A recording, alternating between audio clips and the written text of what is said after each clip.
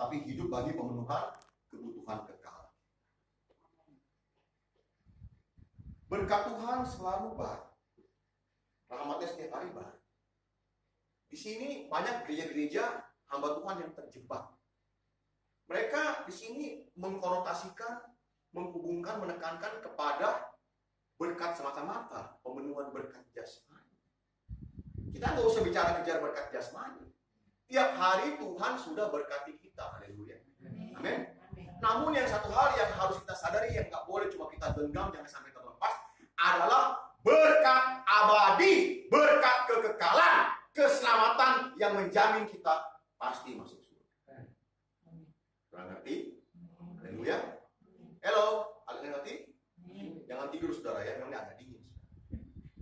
Saudara, orang Kristen selama ini dia cuma menggenggam, dia simpan itu tentang berkat abadi. Yang dia kejar adalah berkat jasmani. Kita punya Tuhan yang ajaib, Tuhan yang besar, Elohim Yahweh yang dahsyat, yang berkuasa. Saudara nggak usah mengejar-ngejar berkat. Saudara nggak usah di mana cari berkat. Itu dengan sendirinya Tuhan adakan. Kalau saudara kejar yang namanya berkat kekekalan dan abadi. Anda ngerti? Jadi ini konsep harus balik nih. Amin. Karena selama ini saya juga dulu begitu. Saya dulu hampir 30 tahun saya berkhotbah begitu. Berkat, mujizat, berkat, mujizat. Sampai akhirnya seiring dengan waktu saya menemukan kebenaran ini. Tuhan bilang, kalau engkau begini terus caranya, engkau hanya menggenggam berkat kekekalan abadi yang aku berikan. Yang sesungguhnya berkat itu include, sudah pasti dan sudah tersedia namanya berkat jasmani. Itu nggak usah dibicarakan lagi. Yang harus ditekankan kepada jemaat adalah berkat kekal, berkat keselamatan, berkat perubahan. Itu yang harus mereka alami. Saudara ngerti? Amin. Saudara jangan bengong ya saudara. Yang saudara lihat saya kayak manusia aneh lagi. Jadi saya kayak manusia dari alien kali. Saudara, ini saya bicara kebenaran. Saya sudah pernah Tuhan tunjukkan neraka dan surga. Tuhan tunjukkan kalau engkau caranya begini, engkau khotbah, engkau hanya tekankan mujizat, engkau hanya tekankan di mana berkat-berkat, teologi kemakmuran, engkau membawa dirimu dan jemaatmu dan orang-orang yang engkau injili itu menuju ke dalam neraka. Padahal perubahan itu adalah berkat. Haleluya. Amin. Oleh kanan kirinya, lu udah berubah itu berkat. Amin. Amin. Amin. Udah berubah saudara? Amin. Ibu bapak udah berubah?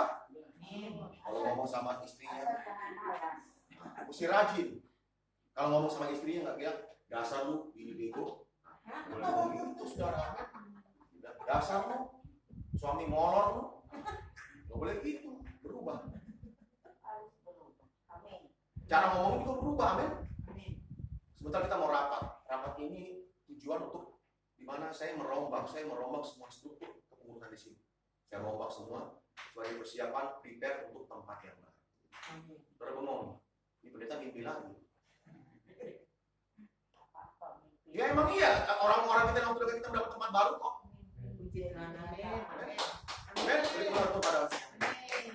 Saya dibilang, jangan mimpi, itu pendeta banyak mimpi.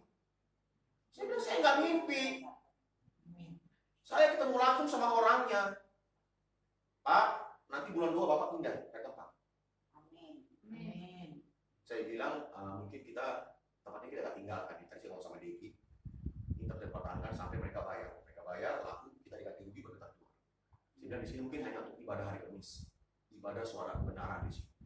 Hari Kamis, hari Minggu mungkin tempat yang baru pagi sore. Itulah kuasa hidup. Amin. Beri pada Tuhan pada siapa. Saudara jangan salah. Selama ini konsep yang ditanamkan oleh gereja-gereja dan hamba-hamba Tuhan yang keliru, yang dikejar itu berkatnya dulu, berkat jasmani yang kelihatan, yang sifatnya fana. Mereka tidak mengejar yang kekekalan. Haleluya. Padahal kalau kita kejar yang namanya kekekalan itu, yang abadi, ya itu kecil buat Tuhan. Amin. Tuhan bisa tambahkan itu lebih. Amin. Yang penting engkau persiapkan hidup dulu, pasti masuk surga. Haleluya. Amin. Colek kanan kirinya, jangan kejar yang fana, kejar yang kekal. Amin. Amin. Amin. Tadi pagi ini udah bersaksi. Kesel banget saudara ya, motor mogok. Lagi perjamuan kudus streaming dapat lagi sukacita. Saya pernah orang kali ini juga di sini, lagi kesel, saya juga lagi ada beban. Sama sih, bersukacita dalam pengharapan astaga. Saya lagi ada beban, lagi ada under pressure sudah di pelayanan. Sama, saya angkat. Sekarang Tuhan kasih suruh sukacita lagi. Ini persiapan berkat kekekalan. Amin. Amin.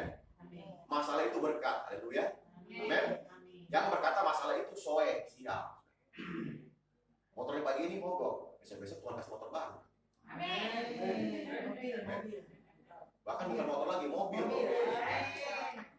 Kayak dia bisa bawa keyboard kemana-mana. Karena Tuhan menilai hati. Tuhan tahu kalau kita mengejar namanya kekekalan. Amin. Jadi jangan dibalik ya. Sekarang jangan kejar yang fana, kejar yang kekal. Amin. Soal yang fana itu kalau hidupmu sudah berubah ya, ini dengarnya. Ini rumusannya ya. Saya mau jelaskan. Saudara mau dipulihkan. Amin. Kalau hidupmu sudah berubah, karaktermu berubah. Kau kejar yang namanya kekekalan, yang tidak kelihatan, yang Paulus bilang. Baginda Paulus berkata di Korintus bahwa kami tidak menilai manusia secara ukuran manusia, tapi kami menilai secara ukuran Allah, standar Allah. Nah, saudara kejar yang namanya kekekalan, hidupmu berubah, kau terima berkat perubahan. Saya percaya yang namanya soal jasmani, materi semua itu cuma bonus dari Allah. Amin. Oleh karena ini cuma bonus dari Allah. Haleluya. Amin. Haleluya. Kita mesti robah. Selama ini kita tenggelam dengan teologi kemakmuran yang membawa jemaat menuju kepada kebinasaan. Saya hampir 3 tahun ini saya nangis di depan Tuhan.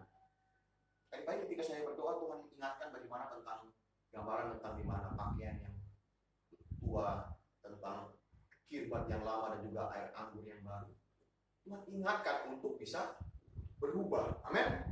Karena perubahan itu adalah berkat. Kita beri peluang Tuhan siang hari ini. Haleluya. Terus saya mengingatkan sini apabila kita membaca dalam kitab Wahyu. Wahyu pasal 20 ayat yang ke-14 sampai dengan yang ke-15. Lalu maut dan kerajaan maut itu dilemparkanlah ke dalam lautan api. Itulah kematian yang kedua, lautan api. Dan setiap orang yang tidak ditemukan namanya tertulis di dalam kitab kehidupan itu, ia dilemparkan ke dalam lautan api itu. Kematian kedua, jadi berkat yang setiap hari Tuhan berikan kita untuk kehidupan kekal. Karena fokus kita bukan kehidupan di dunia ini, bukan kehidupan jasmani yang adalah berkat fana, namun berkat kekal, berkat abadi, di mana kita terhindar dari kematian yang kedua. Jadi kita sebagai manusia di sini kita diingatkan bagaimana kita bisa mengalami kematian kedua atau 2 kali kematian. Kematian yang pertama adalah kematian jasmani, lalu kemudian harus menghadap tahta pengadilan Allah. Dan jika nama kita tidak ditemukan dalam kitab kehidupan, maka kita akan dibuang ke dalam neraka kekal, lautan api. Ya, kita sudah mengalami 2 kali kematian, maka kita tidak akan mengalami kematian lagi. Tapi jika kita hanya mengalami 1 kali kematian, yaitu kematian tubuh, maka kita akan mengalami kematian yang kedua, yaitu terpisah dari hadirat Allah. Sebab itu kita harus mengalami 2 kali kematian. Pertama, sejak kita hidup di dunia ini sudah harus mematikan manusia duniawi, kodrat dosa, hasrat dosa kita. Lalu kemudian mati jasmani kita.